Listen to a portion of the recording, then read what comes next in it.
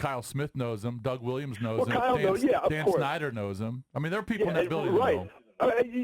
Yes, and it's not. You're right. But as far as like key decision makers, whether it's the position coach, the guy with the power right now is Rivera, so he knows him too. And I think I'll say this, like, if Dan Snyder wanted him here, I think he would make it known or would have reached out to him, because I think there are others here who may be in similar situations with their contract or whatever that I think they'd be more apt to do something with. And so if Dan really wanted him, I think that he could make it known, like, we got to keep this guy. But I don't know I don't know, like, if Rivera, what he would say to that, because he did come here under the belief that he'd have all this power.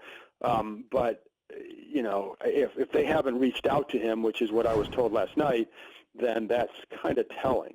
Right. So what is the standard? So by what I'm looking at, he's got 2020 left on his deal, and then he's a free agent. Right. Typically with guys with his amount of experience, are they typically tendered some sort of, they're at least talking, that sort of thing? Like, why are we where we are? Yes, you would think, yes, you would. Listen, if there was, like, genuine interest, automatically, I think, you would know that by now. So they would have reached out to the agent. They would have reached out in some fashion, most likely. And I think the hard part here, though, too, is, if you're a new staff, here's what you know about Quinton Dunbar. He's a good corner, but he's missed, what did he miss, like, I think 9 games a couple years ago and 5 last year.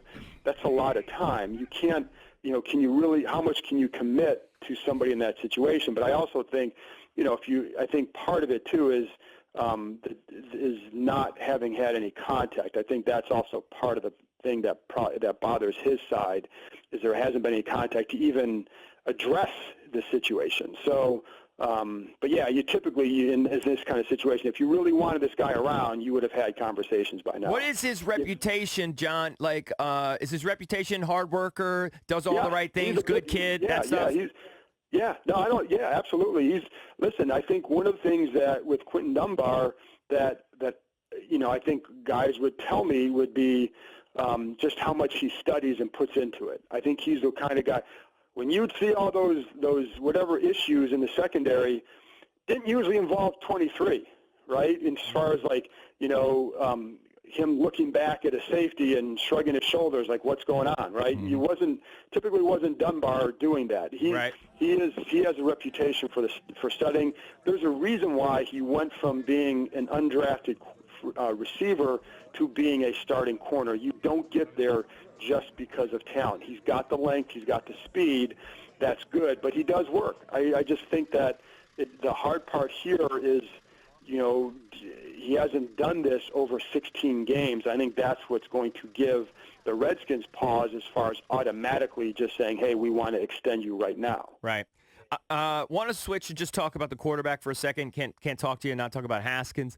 I found it interesting, and I said to the boys yesterday that if I was Dwayne Haskins, I might be a little bit pissed. I don't know. I might take it a little bit personally, at least anyway. But Doug Williams always says supportive things, but, like, publicly, Doug is like, oh, yeah, the kid's got to be in here all the time. They're riding him pretty good publicly, which I think is interesting. So is there something to be said for that? Like, the kid really doesn't quite get it yet. He's got to be in the building. I think they want to make sure that he does get it. Yeah. I think you can, whatever you're thinking is, yes, if you're saying all that publicly, you want to make sure that he does get it, because that was, I know that before that was an issue concern. But I think one thing with Doug Williams is that he has been very supportive of Dwayne Haskins, and he is a guy that Haskins has talked to a lot. So I think his words carry weight. And I think one of the things that with Dwayne Haskins that you have to look at is that he does seek out guys like Doug Williams, right? And I think that's it. Like That's when good. Robert was here, he didn't, and for whatever that means, he didn't do it, and Dwayne Haskins does. Yeah. And I think that's a good step for him.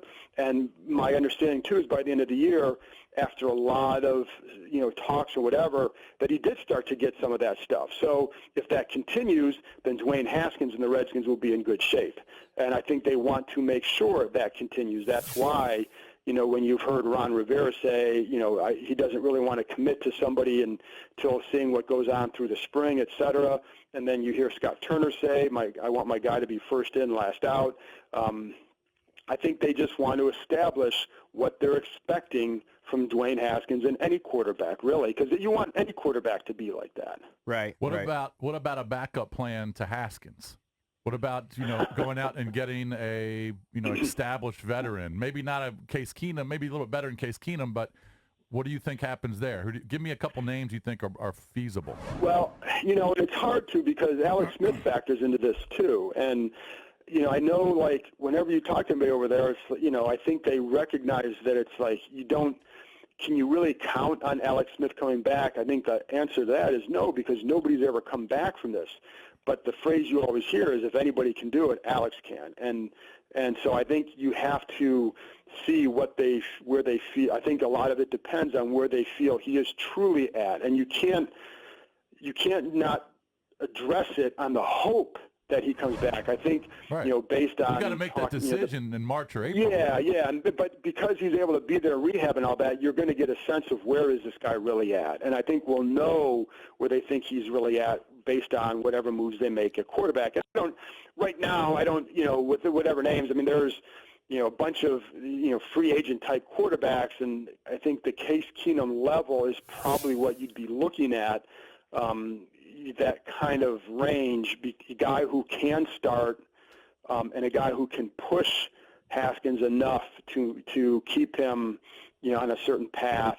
I'd be fine with him. If Case was the backup, I'd be fine with that. I know he's competent. Listen, really? Yeah, he'd be fine. And I think the other thing with Keenum or whoever, for Dwayne Haskins is getting more around the quarterback, like, improving the tight end, getting another target opposite Terry McLaurin, a consistent target opposite McLaurin. Things like that will help no matter who is at quarterback. And, so I think that's going to be a big key as much as what they do as the backup is improving. They've known that for a while. The old regime, I think this one, they all know that they have to improve that no matter who is at quarterback. But I think that's the level you'd be looking at just because with Alex Smith, his salary is still, his cap hit is going to be over $20 million, and I don't think they would cut him at this point, but we don't know anything with that for sure because I think there's still more to learn about his situation.